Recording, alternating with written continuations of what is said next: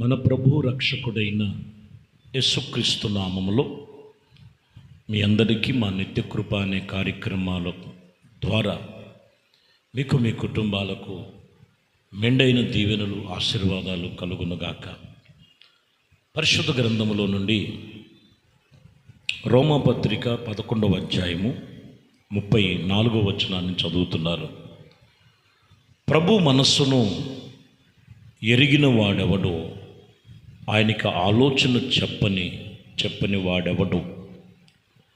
వాస్తవానికి వాక్యములో ప్రభు మనస్సును ఎరిగినవాడు ఎవరో, ప్రభు మనస్సును ఎరిగినవాడు దేవుడు సన్నిధిలో ఎవరో, ఎవరైతే ఆయన మనస్సును ఎరుగుతారో, ఎవరైతే ఆయన నీతిని ఆయన భక్తిని ఎరుగుతారో, అట్టి వారి ఎడల ఆయన ఎన్నో కార్యాలు దాచి ఉంచాడు. ఈరోజు ఆయన మనస్సును మనం ఎరగాలి.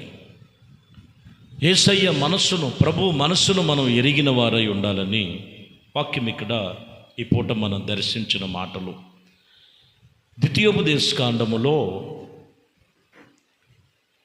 34వ అధ్యాయం 12వ వచనములో యెహోవాను ముఖాముఖిగా ఎరిగిన మోషే వంటి వాడు. ఇదిగో మోషే చూడండి, ప్రభుని ముఖాముఖిగా ఎరిగినవాడు, ముఖాముఖిగా ఎరిగినవాడు. మీరు గమనించాలి, ఎందుకని ముఖాముఖిగా మనస్సును ఎరిగి ప్రభుని ఎరిగిన వాడై ఉన్నారంటే, ఐగుప్తిలోనే చిన్నప్పటి నుంచి పెరిగాడు.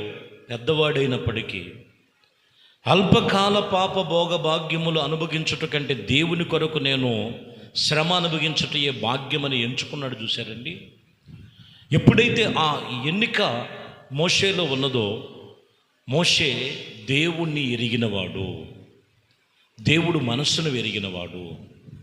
ఈరోజు ఎన్నో రోజుల నుంచి భక్తి చేస్తున్న అనుభవాలున్నా యేసయ్య మనస్సును ఎరిగేవాడు. మోషే దేవుని ముఖమును ఎరిగిన వాడై ఉన్నాడని ఇక్కడ చెప్తున్న మాట. కొరింథీయులకు రాసిన 2వ కొరింథీయులకు రాసిన పత్రికలో 5వ అధ్యాయము 16వ వచనములో, కావున ఇక మీదట మేము శరీర రీతులుగా ఎవనిని ఎరగము, మేము క్రీస్తు యొక్క శరీర రీతులుగానే ఎరిగి ఉండెనను, ఇక మీదట ఆయననే అలాగునే ఎరుగుదము. పౌలు గారు చెప్తున్నారు, శరీర సంబంధులైన మనుషులు కాదు మనం ఎరగటం.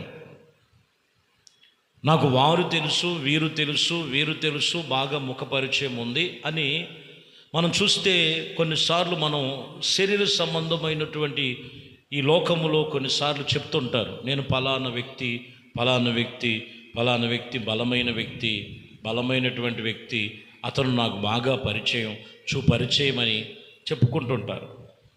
కానీ ఇక్కడ నేను ఇక మీదట యేసుక్రీస్తు యొక్క శరీర రీతిగా ఆయన నా కొరకు కల్వరి శిలువలో రక్తమును కార్చి ప్రాణము పెట్టాడు, ఆయన్ని మాత్రమే నేను ఎరిగిన వాడుగా భూమి మీద నేను జీవిస్తాను. ఆయన్ని మనం ఎరగాలి. మన అందరి కోసం, సర్వ మానవాళి కోసము రక్తమును కార్చి ప్రాణము పెట్టిన యేసుక్రీస్తుని మనం ఎరగాలి. కొందరిని మనం చూస్తే యేసుక్రీస్తుని ఎరగనట్లుగా జీవిస్తారు. పేరుకు నామకార్థమైనగా చెప్తుంటారు క్రైస్తవులని. యేసు చూస్తున్నాడు, యేసుక్రీస్తుని మనం ఎరిగి ఉన్నాం, ఆయన వాక్యం చెప్తుంది. ఆ వాక్యాన్ని కూడా పక్కన పెట్టి వ్యసనాలలో, బలహీనతలలో, లోపములో ఎరగనట్లుగా జీవిస్తుంటారు.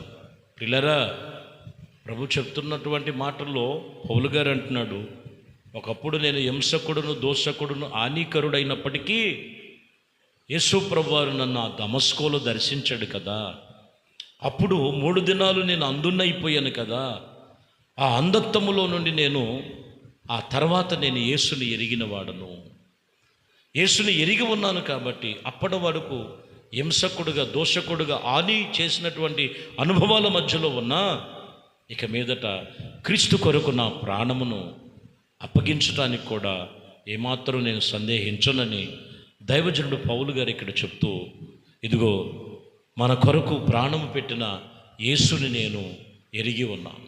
ఈరోజు యేసుని నువ్వు, ప్రభుని నువ్వు ఎరిగి ఉన్నావా? ప్రభు అయిన యేసుక్రీస్తును నువ్వు ఎరిగి ఉన్నావా? నువ్వు తెలుసుకో. కీర్తన గ్రంథములో 36వ కీర్తన 10వ వచనం, నిన్ను ఎరిగిన వారి ఎడల నీ కృపను యథార్థ హృదయుల ఎడల నీ నీతిని ఎడతెగక నిలిపి ఉన్నాము. సరే, ఎవరైతే దేవుణ్ణి ఎరిగి ఉన్నారో, దేవుని ఎరిగిన వారి ఎడల ఎప్పుడు ఆయన కృప వారి మీద నిలిచి ఉంటుంది. ఎప్పుడు ఆయన కృపలో నిలిచి ఉంటారు. ఎవరైతే యథార్థముగా ప్రభుతో నడుస్తారో ఎప్పుడు ఆయన నీతి ఎడతెగక నిలిచినటువంటి అనుభవం ఉంటుంది. ఇక్కడ కూడా చెప్తున్న మాట, ప్రభువుని ఎరుగుదాం, ఆయన్ని ఎరుగుదాం. లోకంలో ఎన్నో తెలుసుకుంటానికి ఇష్టపడుతుంటారు. పరిశుద్ధ గ్రంథములో ఉన్న వాక్యమును గురించి, యేసుని గురించి తెలుసుకో. ఆయన్ని మనం ఎరిగి ఉన్నాం. ఒకసారి అందుకే ప్రభు అంటాడు, మీరు నన్ను ఎరగకపోయినను నేను మీకు బిరుదులిస్తానంటాడు ఆయన. ఆశీర్వాదాలు, దీవెనలు దాచబడి ఉన్నవన్నీ ప్రభు దగ్గర ఉన్నాయి. అందుకే అంటున్న మాట, మనము ఆయన ఎరిగినట్లయితే ఆయన కృప మన మీద నిలిచి ఉన్నది. సమూయేలు 2వ సమూయేలు గ్రంథములో 7వ అధ్యాయములో 15వ వచనం ఉంటుంది, చదువుతున్నాం. 15వ వచనాన్ని చదువుతున్నాం. నిన్ను స్థాపించుటకు నేను కొట్టివేసిన సౌలునకు నా కృప దూరమగునట్లు అతనికి నా కృప దూరము చేసేదను. చూసారా, దావీదుని స్థాపించుటకు సౌలు మీద ఉన్న ఆ యొక్క ఆత్మను, ఆయన కృపను దూరం చేశాడు. కారణం ఏంటంటే సౌలు మీద మొదటిగా దేవుని కృప ఉన్నది. ఆయన రాజ్యం సదాకాలము నిలుచునేమో అని ప్రభు ఆశించారు. కానీ దేవుణ్ణి ఎరగనట్లుగా ప్రయత్నం చేశాడు, దేవుని ఎరగనట్లుగా పనిచేశాడు, దేవుని ఎరగనట్లుగా దేవునికి కోపము పుట్టించేటువంటి పనులు సౌలు జీవితంలో ఉన్నవి. సౌలు జీవితంలో ఎప్పుడైతే ఉన్నాయో ఆయన మీద కృప కొట్టివేయబడినట్లుగా, ఆ కృప దావీదు మీదకి వచ్చినట్లుగా రాయబడి ఉన్నది. యెషయా గ్రంథములో 55వ అధ్యాయము 3వ వచనం,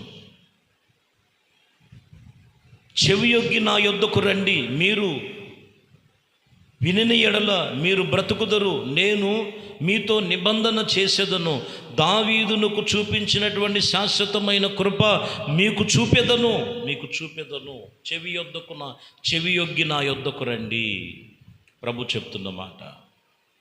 వాక్యం వింటున్న ప్రియ సహోదరి సహోదర, గొర్రెలు కాచుకునే దావీదు దేవుణ్ణి ఎప్పుడైతే తెలుసుకున్నాడో, దేవుని కొరకు ఎప్పుడైతే ప్రభు మనసేంటో తెలుసుకోగలిగాడో, యేసయ్యను గురించి తెలుసుకోగలిగాడో, పితరులు చెప్పినటువంటి మాటల ప్రకారముగా తన యొక్క భక్తి జీవితమును దేవుని కృప కొరకు కృప పొందుకున్నటువంటి దావీదు అంతగా శాశ్వతమైన కృపతో నింపబడినటువంటి అనుభవాలు ఆయనలో ఎప్పుడు కలిగి ఉన్నాయంటే దేవుణ్ణి ఎరిగినవాడు.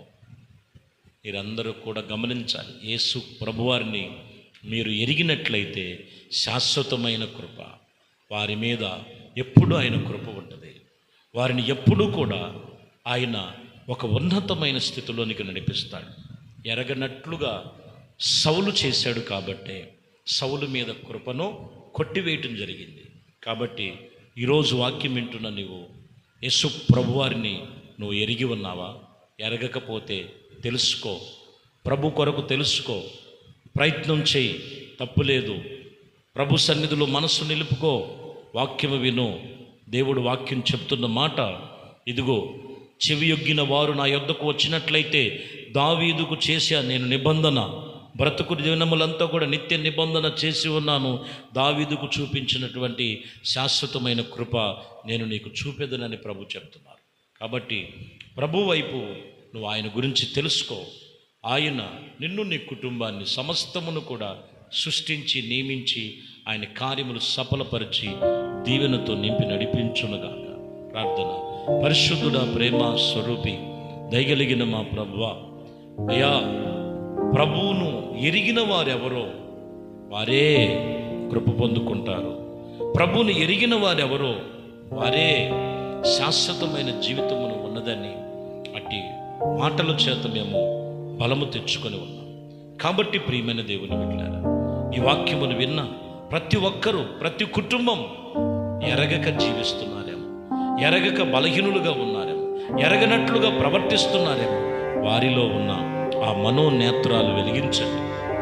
సౌలుగా ఉన్నప్పుడు హింసకుడు, దోషకుడుగా, హానికరుడుగా ఉన్నాడు. కానీ దమస్కోలో ఎప్పుడైతే మీరు దర్శించారో, యేసుని ఎరిగి ఉన్నాడో, ఆ తర్వాత నుంచి ప్రభు కొరకు నా ప్రాణమును పెడతానని సిద్ధపడి ఉన్నట్లు, ప్రభువా, ప్రాణం కాదయ్యా మీరు అడిగేది, ఈ మనసు నాకు కావాలి, మీ హృదయం నాకు ఇవ్వండి, మీ ఆలోచన మార్చుకొని ఈ మనసులో నా వాక్యమును నింపుకొని నా ఆత్మచేత నింపబడాలని వాక్యం చెప్తున్న ప్రకారం మిమ్మల్ని అందరూ కూడా తెలుసుకొని ఎరిగిన వారుగా దీవించి లేవనెత్తి కృపలో స్థిరపరిచి నడిపించి నాశనమైపోతున్న సమాజములో ప్రభు మిమ్మల్ని తెలుసుకునే భాగ్యము వారి చెవున పడినట్లు, వారి మనసులో పడినట్లు ఈ మాటలన్నీ కూడా మీ కృపలో స్థిరపరచమని నజరేయుడైన యేసుక్రీస్తు నామములో ప్రార్థించి వేడుకొనుచున్నాం తండ్రి. ఆమేన్. ప్రభు మిమ్మల్ని దీవించి ఆశీర్వదించునుగాక. ఆమేన్.